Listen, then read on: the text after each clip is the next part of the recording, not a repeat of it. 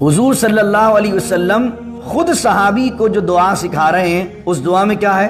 Direct والا معاملہ نہیں ہے، اس دعا میں رسول اللہ کا وسیلہ شامل ہے۔ اس دعا میں کیا ہے؟ حضور کا وسیلہ شامل ہے، اور حضور نے خود دعا یہ سکھائی ہے، اور ابن ماجہ کا پورا ریفرنس میں نے آپ کو دیا۔ تو جو لوگ وسیلے کا انکار کرتے ہیں کہ یار کیا حاجت ہے، ہم اگر کہتے ہیں یا اللہ غوث پاک کا وسیلہ، یا اللہ غریب نواز کے صدقے بخش دے، یا اللہ غریب نواز کے تجھے واسطہ دیتا ہوں، ہم کسی مزار شریف پر جاتے ہیں اور کہتے ہیں اللہ ہم تو بڑے گنہگار شخص ہیں، لیکن شیخ غوث اعظم نے، میرے غوث نے تیرے دین کی خدمت کی ہے، 92 سال کی عمر تک تیرے دین کو پھیلایا ہے، غریب نواز نے ہندوستان آ کر 90 لاکھ لوگ مسلمان کیے، اسلام کو گھر گھر تک پہنچائے، اے اللہ ان کی محنتوں کا واسطہ۔ تو یہ سارے نظریات اسلامی نظریات ہیں، یہ کوئی شرک نہیں ہے، یہ بدعت نہیں ہے، اور وسیلہ ہم اس لیے پیش کرتے ہیں کہ ہم اللہ سے قریب ہو جائیں۔ دعا کیجیے اللہ رب العزت سے کہ اللہ ہمیں اپنا قرب عطا فرمائے۔